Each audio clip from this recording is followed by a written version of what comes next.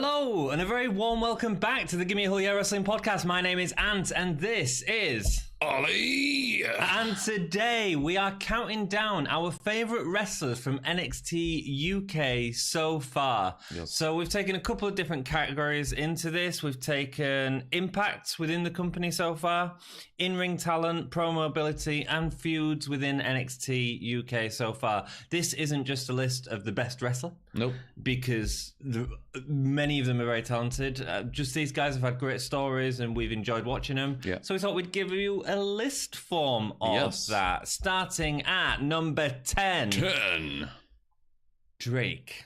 James Drake. James Drake. Yes. One half of the Grizzled Young Vets. Why is he here? Because his in-ring work with the Grizzled Young Vets has been incredible. Their storyline as a team has been really good. And also we've just, I think from sort of the early episodes, we've just enjoyed his screen time more and more with each passing episode. Yeah, I also think there's an element of he's come in and he's working with a guy that's Zack Gibson, who may appear on the list, who is excellent. Yeah. And he's not been overshadowed by him at times. No. In fact, at certain times, he's been better in the matches than Gibson and done more work. And for that in alone is really great, in my opinion, you know. And I think he's a real strong character within NXT UK, and that is why he is number 10 on our list. At number 9. Toni Storm. Yes. I had Toni Storm a lot higher. Yeah. We negotiated in terms of where our overall list went, but go on, tell us about Toni. Toni Storm, obviously, very, very good wrestler. She was amazing in the Mae Young Classic. I actually think she was better in the Mae Young Classic, or she has had more varied opponents. Yeah. And she had just had better screen time, I think, in the Mae Young Classic than she has in NXT UK. Having said that, she's still very, very, very good, which is just why she's a little bit lower on the list than maybe she would have been otherwise. She's one of the best baby faces in WWE, in my opinion. I always watch her and I feel for her, especially in the matches. Her matches with Rhea Ripley in the tournament was great. The tournament was really good, actually. That was sort of the highlight of Toni Storm. Absolutely. Sort of lost a little bit backstage. And I think the other reason that we decided to put her a little bit lower is because her promos have been a little bit awkward. Yeah, a little bit shaky. Some of them have been good. Some of them have been, what was that? Inconsistent at the very Yeah. So Toni Storm, incredible wrestler. Can't wait to see what they do with her next. Hopefully going into a feud with Gimme, which is where we look like we're heading.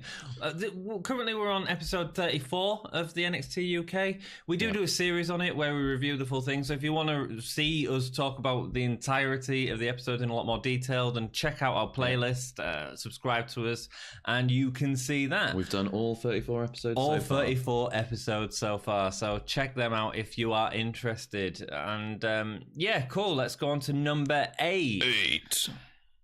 Devlin. Jordan Devlin. How good has he been? He's been amazing. Yeah. Some of his matches. This feud with Travis Banks, which was the weakest feud going into the Blackpool TakeOver show, has been outstanding. Some stellar matches. It got some serious fuel under it after TakeOver, and it's probably for me the most interesting storyline at the moment. At the current point, I'd agree. Yeah, I don't know if they're going to continue with it after their Falls Count Anywhere match, but if they do, I'll be happy. I'd be happy. It can go on for a long time for me, that one. They're putting on stellar matches, and the story just keeps getting little layers on it. It's not like this big sort of throw everything at it. It's just little layers that they keep building up, and I'm enjoying that, as well as in in-ring storytelling. Also, of course, at TakeOver, he had a match against Balor. Yes. Which he did a really good job in. It was very good, considering it felt like it was kind of thrown hastily together reasonably last minute. Yeah, but a good idea as well, I think, on WWE's part, to put that showcase match as well. Yeah, because Finn Balor's such a big star, to have him go against his, protege in Big Head Jordan Balor Devlin. mode. Yeah, Big Head Balor mode. Number 7, we've put Gimme on our list. Yeah, so she, in terms of like technical in-ring ability, she's incredible. Some of her transitions between submission moves is amazing. I just like the way she uses her legs and her pointy elbows to dig really in entertaining to watch. Scratch in and stuff like that. You know, she's a real classic heel, I think. And her promo work has been really stellar, strong all the time. as well. All the time. I mean, I actually had her way higher up the list on my list. Higher. Yeah, way higher. But we had to agree. Yeah, I think the reason Ginny was brought back quite a lot, because it was me that was arguing about bringing her back, I think, was about the fact that in terms of overall impact, it hasn't been there yet. Although matches have been interesting to watch and great to watch, the impact on the company hasn't been there yet. No title matches, no substantial feuds yet. And so while her work has been really solid, she's not, like you said, not had a massive impact on. I think we'll probably try and do these every 30 episodes, roughly. And so we'll come up with another list, and who knows, she could be well up there in the next one. She really could be, yeah. Number 6 is Mark Andrews. Yes, he's just so consistent. Always puts on good matches. His in-ring work is incredible. Yep. You know, he has a very diverse moveset. Everything he does in the ring is fluid. I mean, for me, the only reason he's as low as he is because I hate his theme music. And the wave in thing. It's super annoying. But in terms of his actual output, he's phenomenal. He's absolutely constantly incredible. Good matches. Whether he's against faces, heels, Ligero he could face, and it'd be a great match. You know, can you imagine Mark Andrews versus AJ Styles? How good that match would be. It would probably be awesome. He appeared briefly in 205 Live, which I need to go back and watch because I haven't seen it. I'm sure he put on a good match there. Number 5 is Tyler Bate. It is Tyler Bate. The original UK champion is number 5. I know. He's very good. Again, I think like the same with Andrews. I think his promo ability hasn't been not his promo ability, but the actual output of his promos hasn't been amazing. I think he relies quite heavily on Trent Seven for that element. Yeah. But again, having said that, in-ring work, unbelievable. He consistently puts on entertaining matches. He comes out to the ring and he looks and behaves like a star. He's constantly exciting, and I think the really good thing about Tyler Bate is you never know exactly what you're going to get in the matches. It's not sort of, there's so many wrestlers who seem to follow the 5 moves of doom and that sort of thing.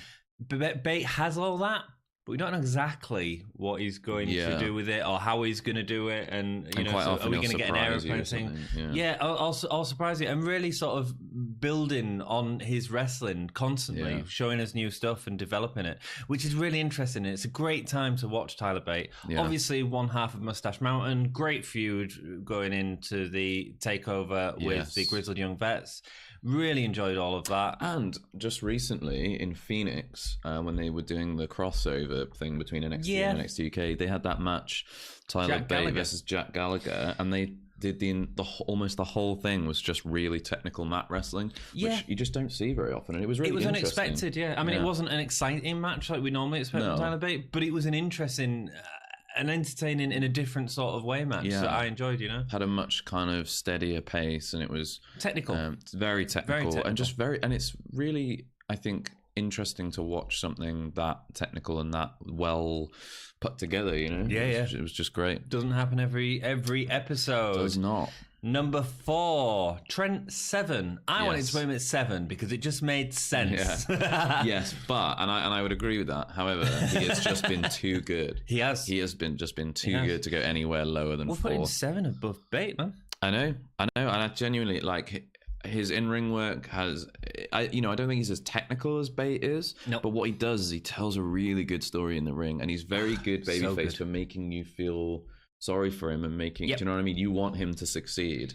He's amazing at building up that hot tag. He's probably one of the best in the company at building up that hot tag. And but again, coming up with exciting ways of getting to it, not just the same sort of crawling over. Absolutely, You see so many tag matches where they slowly crawl into the corner and they're like, I can't reach. Whereas like Trent Seven and Tyler Bate always do something original and unique and different. Very much in the same way that Zach Gibson and James Drake have the kind of heel tactics where they do something a bit different, like throwing the tape to distract them and stuff like that.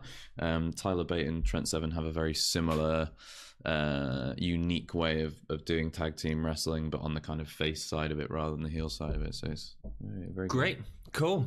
Before we go into the top three, if you are enjoying this, please like the podcast, subscribe. We've got NXT UK reviews, we've got Wrestling Rewind reviews where we review old pay-per-views, and then we've also got Facebook. If you want to join us on Facebook at Gimme a Whole Yeah, that's a party, and we put up fun posts on there. Yeah. And we're also on Instagram, Twitter, all them sort of social media things, etc. on there. And if you want to support us, you can go to Patreon. But seriously, putting a thumbs up on the video, telling people about it really helps us out. Thank you. Awesome. Number 3. This might surprise some people that haven't sort of seen our podcast, but we love absolutely, this guy. Anytime this guy is on the card, we get excited. Because you know you're going to get a good match. Absolutely. You know, I was watching his debut match before we say who it is to see if the audience can guess who it is. I was watching Matt Riddle's debut match in a house show against him. Yeah. Very good, man. Very good. And of course, we are talking about Fabian Aichner. Yes. Or Fabian Aichner. I love him that much, I can't get his name right. Just been amazing, hasn't he? The strength of that man. Yeah. And he's agile, athletic, strong. He knows how to work a match inside out. His tag team with Herman the German, Marcel Bartel is great, entertaining. Backstage promos have been great. Absolutely, like they're funny. You know, they do that really good, ironic hard man routine really well together. There was a great segment with them and Radzi backstage where they got the comedy timing on the door slam. That was the best thing about that episode. They're fantastic, and in particular Aichner. You know, like when he catches people out of midair and then brainbusters them and stuff, throws them around, like.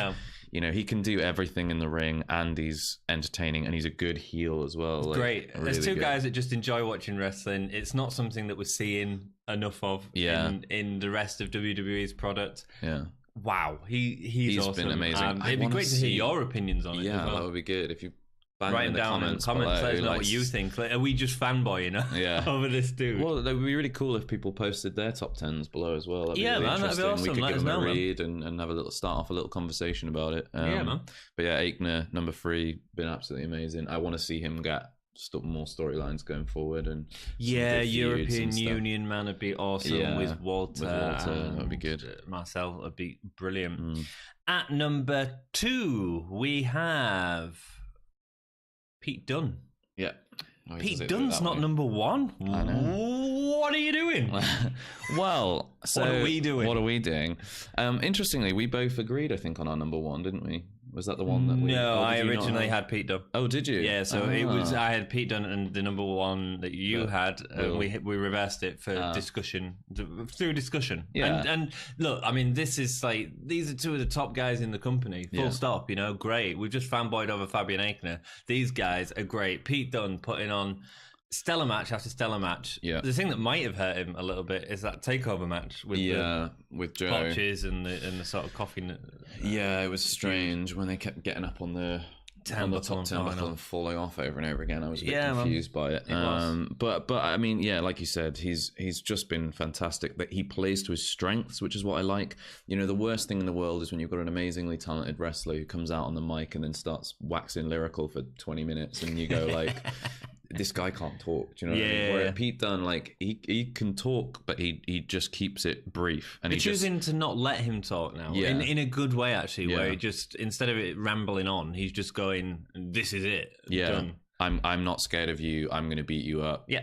Straightforward, you know, like, and he's really held the title well, you know, like it's, you know, sometimes you get a champion who's been a champion for a long time, like look at like Dean Ambrose with the United States title, right? I think 2014 he held it for something like over a year, I think. He had it for absolutely ages, but he never defended it. There was never any storylines around it. Nobody cared. Whereas Pete Dunne is absolutely maximizing every moment he gets with that title. He is making that title feel so prestigious. But again, he does that in his matches as well. He's very similar to Tyler Bate in that we don't, when we know that there's a Pete Dunne match, we know it's going to be a good match. We know it's going to be an exciting match, but we don't know how it's going to be an exciting match. If you look at the recent episode with Walter and Pete Dunne, that was awesome. I mean, what great storytelling was in that match. Even his matches with Wolfgang, who I can give You're or a bit take. iffy on, Yeah, Wolfgang. It's interesting story work that he's doing, and he's using his moveset to create that story. And that's what these British wrestlers are doing really, really well at the minute. So awesome work. One of my favourite things Dunne. about Pete Dunne is the fact that he fights from the floor. Yeah, you know, like sometimes, you know, wrestlers go down onto the ground and then like they have to get dragged back up through putting another move. Pete Dunne is always looking for a way to win. You know, he's always like kicking in the shins and he's doing just everything he can, even from the floor. He's in a similar sense to Gimme as well, maximizing that time that you have and maximizing that camera time, and it's absolutely great. You know, he's phenomenal, isn't he? Can't wait to see what he does going forward. I'm hoping for a match with Triple H. Yes, in 7 years' time when he beats Bruno Sammartino's streak. Yeah. For those that haven't watched the podcast, that's what I am shooting for. Yeah. Before we go on to number one, a couple of honourable mentions. I think you should go into the list. Rhea Ripley, title run. The build-up to the title run was great. The title matches, the championship tournament was great. Yeah. After that, just the booking, man. Yeah, just you know, she's weak. so good, and she should be like a monster. She should be tearing people in from them. She's good in the ring. She's good in the Rumble. Amazing in the ring, and she looks like an absolute beast. Do you know what I mean? And she's got everything going for her, but for some reason, physical beast as well. Yeah, like really. But she gets booked like super weak, and I don't get it. Like she goes on the back foot against people like Candy Floss, and you go like, what's happening? Going on? So unfortunately, just slap that lollipop out of her mouth. Yeah, her booking has kind of taken her out of the list, I think. Yeah, Ligero also doing great work. I'm going to put Wild Boar in there because I really enjoy his technical matches. I think he's good. Yeah. Anyone you would like to? I mean, Flash Morgan Webster. Of course, he's getting a lot better as well. Episode 34, he was incredible. Getting a lot better. I think that we kind of need to do an honourable mention, and this is going to tell you who's not in the top spot, who people might be thinking is in the top spot. Honourable mention to Walter. Yes, Walter's come in and dominated, quite exciting, but he's only been in for sort of 6 episodes. It's hard for us to sort of put him in a top 10 list of covering when we the haven't entirety. Seen very much from him yet. He had a very good tag match with Pete Dunne against the Coffee Boys. Yeah. Brothers. Coffee Boys. The Coffee Boys brothers. Gallus. Our kingdom. It's our kingdom now. And he was excellent in that. Yeah. But we just haven't seen enough of him yet, I think, to really like put him. But maybe in the next list in 30. Hey, I wonder who he's going to be knocking off. Let's find out. So our number one is Zack Gibson. Soon to be recognised. Liverpool's number one. Incredible work, man. Yeah. He is a solid heel from the UK tournament. He's been awesome. Yeah. He's come in. Everyone hates him. The entire audience know that they hate him. Crowd reaction to him is incredible. Not if you're in Phoenix. No, not if you're in Phoenix. But the crowds in Phoenix appear to be asleep or something. Yeah, something like that. But no, he has put on some awesome work. Yeah. Not just that, great in-ring technician, so tidy. In the same way as Jordan Devlin, that's one thing we didn't mention. In-ring work is so clean, sharp. Clean. It looks like when you're playing 2K18 and you're choosing the moves for guys, and you see the move be delivered perfectly. That's what these guys are doing. Like, wonderful technical wrestlers, wonderful heat on him.